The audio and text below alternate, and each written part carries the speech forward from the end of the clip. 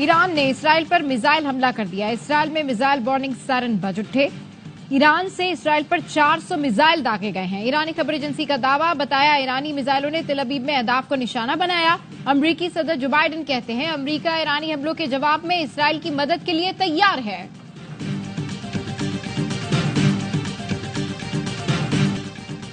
IMF کا یہ programme آخری ہوگا. وزیر خزانہ محمد اورنگزیب کا دعویٰ. پروگرام خبر ود محمد مالک میں گفتگو. کہا PIA کی نشکاری اکتوبر تک مکمل ہو جائے گی.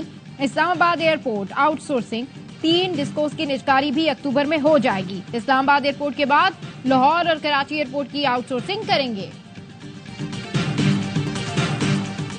سیالکوٹ میں گاڑی پر فائرنگ. 7 افراد کو قتل کر دیا گیا. کار سوار شیخو پورہ سے واپس سیالکوٹ آ رہے تھے کہ نامعلوم افراد نے فائرنگ کر دی. اور لیفٹیننٹ جنرل ریٹائرڈ محمد علی نے سیکٹری دفاع کا چارج سنبھال لیا. لیفٹیننٹ جنرل ریٹائرڈ محمد علی اہم فوجی عہدوں پر خدمات سر انجام دے چکے ہیں. نئے سیکٹری دفاع کا ٹیم ورک، پیشہ ورانہ مہارت اور تعاون کے فروغ کا عزم.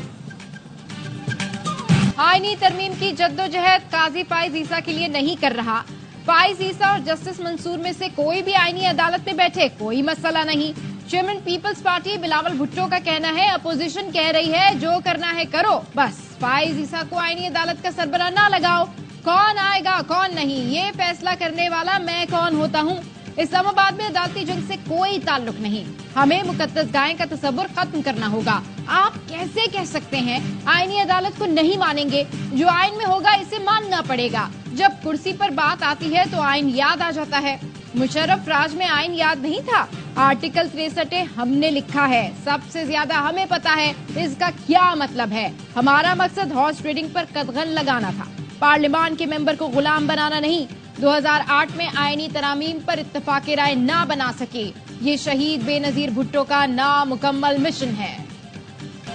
جسٹس منیب کے خط کے بعد آرٹیکل 63 نظر ثانی کیس کا بینچ تبدیل. جسٹس منیب اختر آؤٹ، جسٹس نعیم افغان ان. نظر ثانی اپیل کی سماعت کے دوران چیف جسٹس قاضی فائز عیسیٰ نے ریمارکس دیے. لگتا ہے آرٹیکل 63 کا فیصلہ تحریک عدم اعتماد غیر مؤثر بنانے کے لیے تھا. جو روز پارٹی تبدیل کرتے ہیں وہ باضمیر ہیں یا بے ایمان؟ ہم کون ہوتے ہیں کسی کے ضمیر کا فیصلہ کرنے والے؟ تحریک عدم اعتماد میں ووٹ گنا نہ جائے تو وزیر اعظم کو ہٹایا ہی نہیں جا سکتا. ایک طرف رائے دی گئی منحرف رکن ڈی سیٹ ہوگا اور دوسری طرف کہا گیا نااہلی کی مدت کا فیصلہ پارلیمنٹ کرے گی. یہ تو تضاد ہے. صدر سپریم کورٹ بار شہزاد شوکت نے کہا فیصلے میں کہا گیا انحراف کرپٹ پریکٹس جیسا ہے. یہ فیصلہ آئین دوبارہ لکھنے جیسا ہے. بانی پی ٹی آئی کے وکیل بیرسٹر علی ظفر نے نظر ثانی کی مخالفت کی. سماعت کل تک ملتوی کر دی گئی. سماعت کے تحریری حکم نامے میں کہا گیا آرٹیکل 63A نظر ثانی کیس کی سماعت کے دوران کئی سوالات سامنے آئے. فریقین ان سوالات پر معاونت کریں. برطانیہ اور امریکہ سمیت دیگر ملکوں میں انحراف کی حیثیت سے آگاہ کریں. جسٹس قاضی فائز عیسیٰ نے بتایا کل جسٹس منیب اختر کو خط لکھا. انہوں نے پوزیشن برقرار رکھی. جسٹس منصور علی شاہ کو کمیٹی میں بلایا، وہ نہیں آئے. کمیٹی اور بینچ دونوں میں شمولیت سے انکار کیا. اس کے بعد کوئی اور آپشن نہیں بچا تھا. وہ نہیں چاہتے تھے دوسرے ججوں کو ڈسٹرب کیا جائے، اس لیے پریکٹس اینڈ پروسیجر کمیٹی نے نظر ثانی کیس میں جسٹس نعیم اختر افغان کو شامل کیا. اب سپریم کورٹ میں کچھ بھی بند دروازوں کے پیچھے نہیں ہوتا. پریکٹس اینڈ پروسیجر کمیٹی کے منٹس آف میٹنگ جاری کر دیے گئے.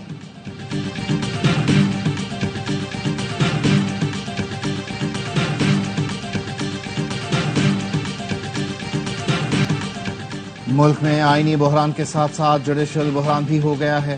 بیرسٹر علی ظفر کہتے ہیں امید ہے کل کی بحث کے بعد اس بینچ کو ختم کر دیا جائے گا. یہ بینچ غیر قانونی اور غیر آئینی ہے. جسٹس منصور علی شاہ نہیں تھے. 2 رکنی کمیٹی نے بینچ تشکیل دیا.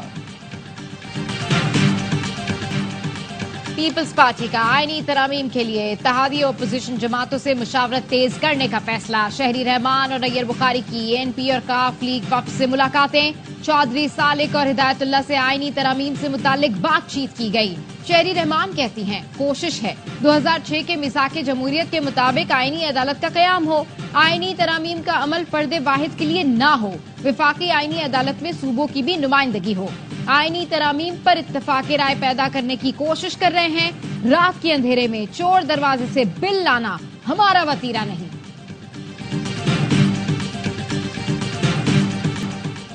مسلم لیگ نون کی اکثریت آئینی ترامیم میں ناکامی کی وجہ اہم وفاقی وزیر کو سمجھتی ہے۔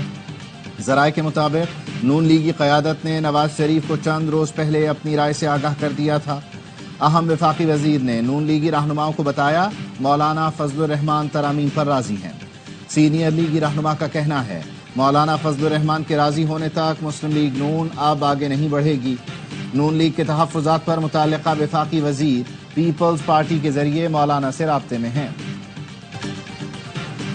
وزیر داخلہ محسن نقوی کی مولانا فضل الرحمان سے ان کی رہائش گاہ پر ملاقات، بلا مقابلہ JUI کے امیر منتخب ہونے پر مبارکباد دی۔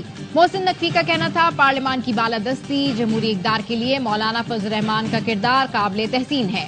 مولانا فضل الرحمان زیرک، مدبر اور دور اندیش سیاسی رہنما ہے۔ آئینی ترمیم سمیت کافی چیزیں ہو جائیں گی، PTI کو مایوسی ہوگی۔ آئینی عدالت بنے گی، جو پرانی خبریں بتائی تھیں ویسا ہی ہوگا۔ سینیٹر فیصل وافدہ کی آف دی ریکارڈ میں گفتگو، کہا اس حکومت کو گرانے کے لیے جلسے جلوس کی ضرورت نہیں، یہ اپنے لیے خود ہی کافی ہیں۔ مدت ملازمت میں توسیع کی بات ہو تو سیاستدان کی مدت طویل کیوں ہوتی ہے؟ مصطفیٰ نواز کھوکھر نے کہا آج ملک میں آئینی ترمیم کی بات ہو رہی ہے جبکہ ایوان ہی مکمل نہیں، ایک صوبے کی سینٹ میں نمائندگی ہی نہیں۔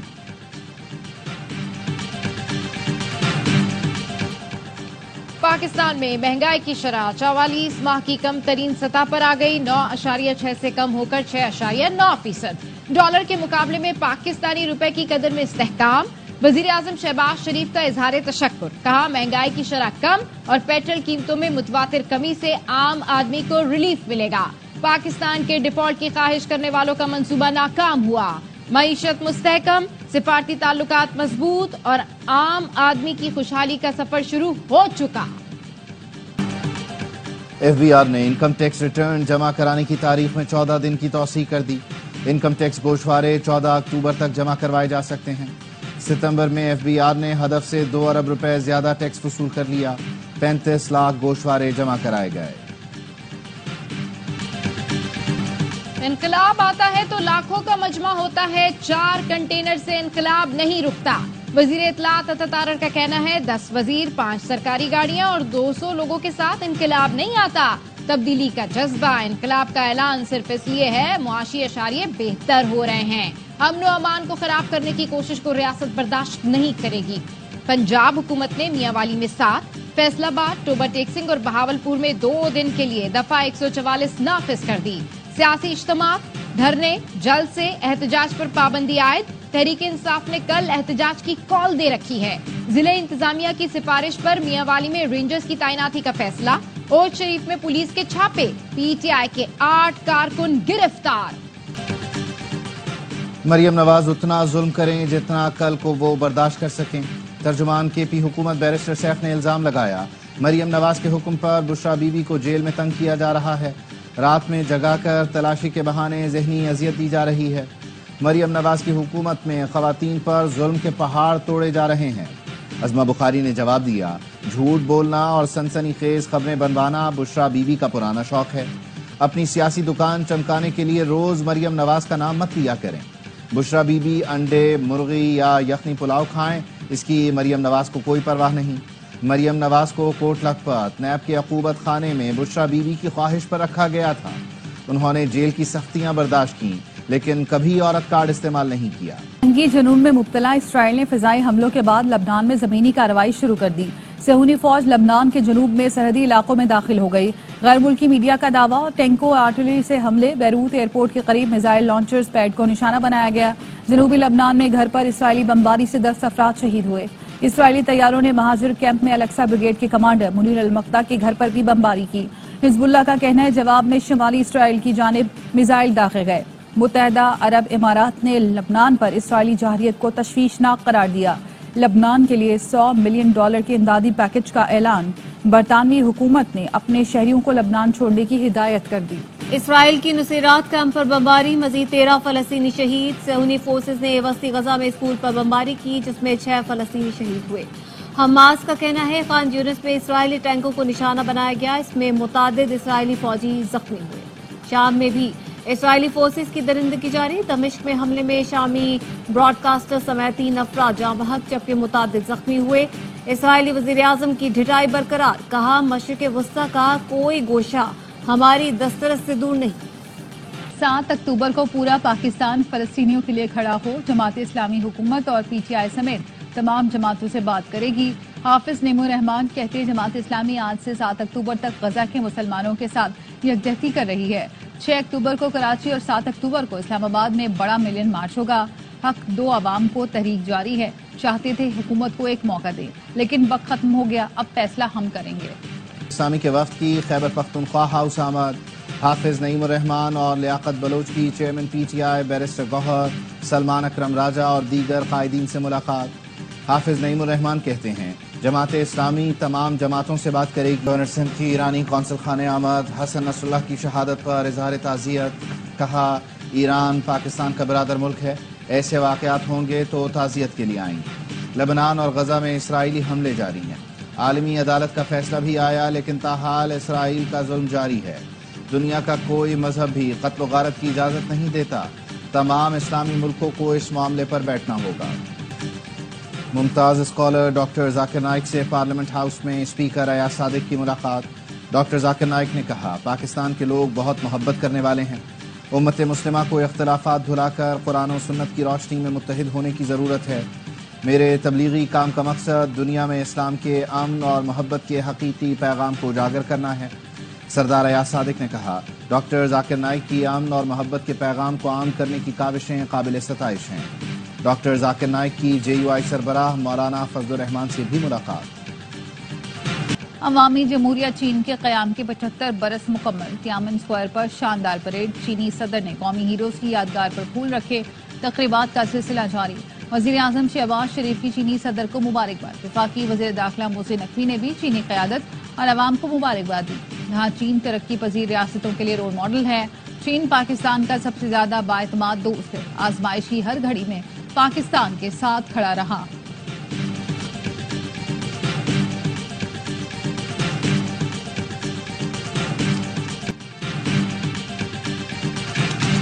اور کراچی میں ماڑی پور ٹرک اڈے کے قریب گودام میں آگ، 9 گھنٹے گزر گئے، آگ پر قابو نہیں پایا جا سکا۔ سولر پینل گودام میں لگی آگ دیگر گوداموں تک پھیل گئی، 20 فائر ٹینڈرز آگ بجھانے میں مصروف، بحریہ کی فائر بریگیڈ بھی آپریشن میں شامل۔ Nooriabad power plant money laundering case, وزیر اعلیٰ سندھ مراد علی شاہ سمیت تمام ملزمان کو بری کر دیا۔ احتساب عدالت نے چیئرمین نیب کی ریفرنس واپس لینے کی درخواست منظور کر لی۔ کراچی میں سول اسپتال کے باہر سیوریج کا پانی جمع، مریضوں اور تیمارداروں کو شدید پریشانی کا سامنا، اسپتال آنے والوں کو گندگی سے گزر کر آنا پڑتا ہے۔ شہری کہتے ہیں کوئی پوچھنے والا نہیں، یہاں مریضوں کو کتنی مشکل ہو رہی ہے۔ امریکی وزیر خارجہ اینٹونی بلنکن کی بھارتی وزیر خارجہ جے شنکر سے ملاقات آج ہوگی۔ سکھ فار جسٹس کے گرپت پنت سنگھ پنو نے امریکی وزیر خارجہ کو خط لکھ دیا، کہا میرے قتل کی سازش پر بھارتی شہری پر فرد جرم عائد ہو چکی، مودی سے کہا جائے کہ رائے کے قاتل اور سازش میں ملوث شخص کی تحقیقات کریں، مجھے قتل کیا گیا تو بھارتی وزیر اعظم مودی ذمہ دار ہوں گے۔ عوامی جمہوریہ چین کے قیام کے 75 برس مکمل، تیانمن اسکوائر پر شاندار پریڈ، چینی صدر نے قومی ہیروز کی یادگار پر پھول رکھے، تقریبات کا سلسلہ جاری۔ وزیر اعظم شہباز شریف کی چینی صدر کو مبارکباد، وفاقی وزیر داخلہ محسن نقوی نے بھی چینی قیادت اور عوام کو مبارکباد دی۔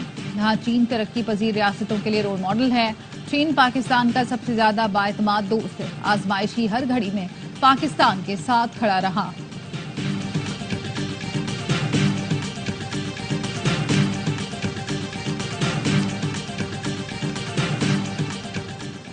پاک انگلینڈ ٹیسٹ سیریز کی تیاریوں کا آغاز، قومی کھلاڑی آج ملتان میں اسکواڈ کو جوائن کریں گے، کل سے ٹریننگ کریں گے۔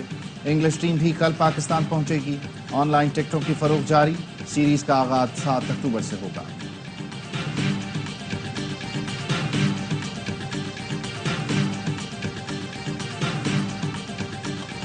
بھارت نے بنگلہ دیش کے خلاف 5 روز کا ٹیسٹ میچ 3 دن میں جیت لیا۔ میچ کا دوسرا اور تیسرا دن بارش کے باعث واش آؤٹ ہوا۔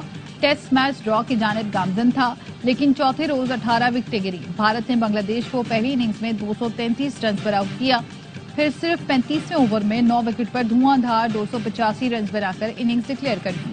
آخری روز بنگلہ دیش کی ٹیم دوسری اننگز میں 146 رنز پر ڈھیر ہو گئی۔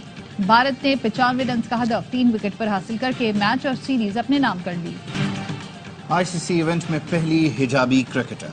वुमेन्स टी20 वर्ल्ड कप स्कॉटलैंड की अब्तहा मकसूद हिजाब पहनकर खेलने वाली पहली क्रिकेटर होंगी।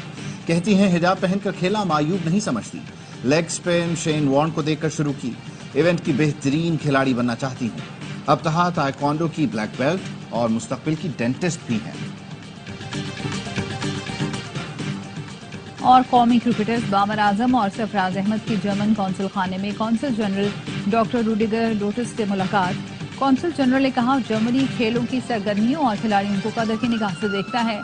पाकिस्तानी क्रिकेटर्स दुनिया में मकाम रखते हैं। जर्मनी में मुकीम ओवरसीज पाकिस्तानी क्रिकेट के फरोग के लिए किरदार अदा कर रहे हैं।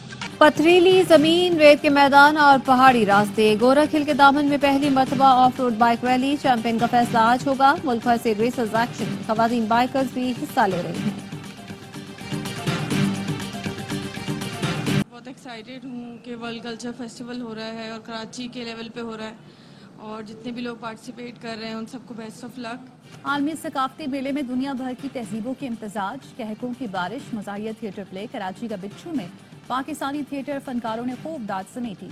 वर्ल्ड कल्चर फेस्टिवल में आज पाकिस्तानी थिएटर ग्रुप तालीम बालिगा 2.0 पेश करेगा।